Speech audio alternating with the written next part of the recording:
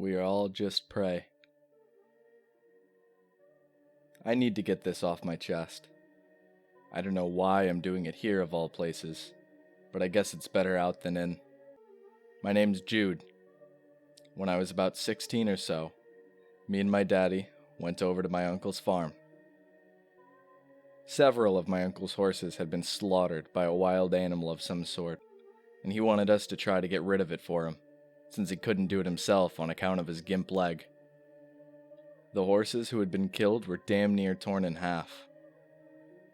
My uncle and my dad figured that it was a bear or something, but as I tried to tell them, there ain't no goddamn bear in this whole world that could do that to a fully grown horse.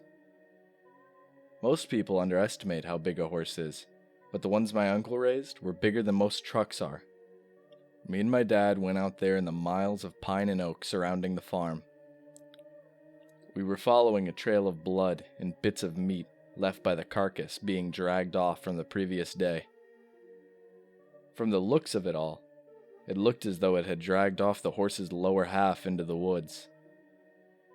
Against my better judgment, I only brought a double-barrel 12-gauge. My daddy brought his old 16-gauge trench cleaner, as he called it. He brought back the shotgun and a few other things from the trenches. The woods behind the farm were swampy and boggy. My feet sank into the soupy earth with every step.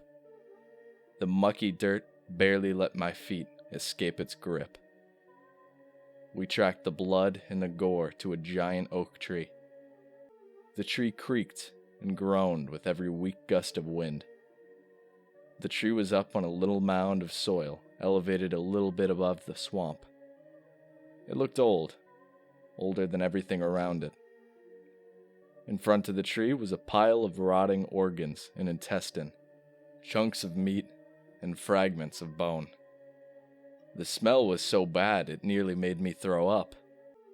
I tried to say something to my dad, but he put his grime-covered hand over my mouth to silence me. He motioned for me to look up at the limbs of the giant tree.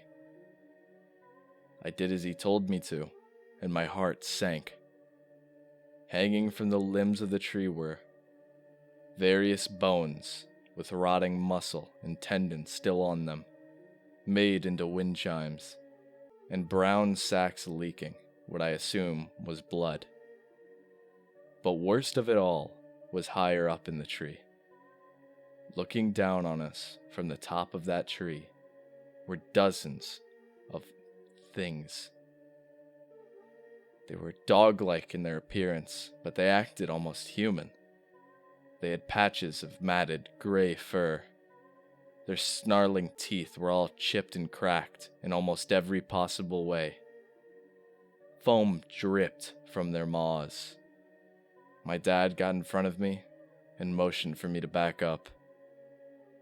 He leveled his shotgun to where the creatures were. He told me to run and to go get my uncle. I ran, and I didn't stop running. As I cleared the tree line, I heard several gunshots followed by a dog's whimper, then silence. I got my uncle, and it took us a while, but we went out there. I led him to the tree, and the only thing left there was a shotgun and the shell casings. The tree was gone. The fucking tree was gone. My uncle stayed to himself after my dad's death. He barely spoke to anyone after that. He was never the same after that day. My uncle eventually lost his battle with bone cancer. We buried him on the family farm, next to my dad's empty casket. I'm about 80 years old now, yet I still have nightmares about that day. I guess I haven't been the same since that day neither.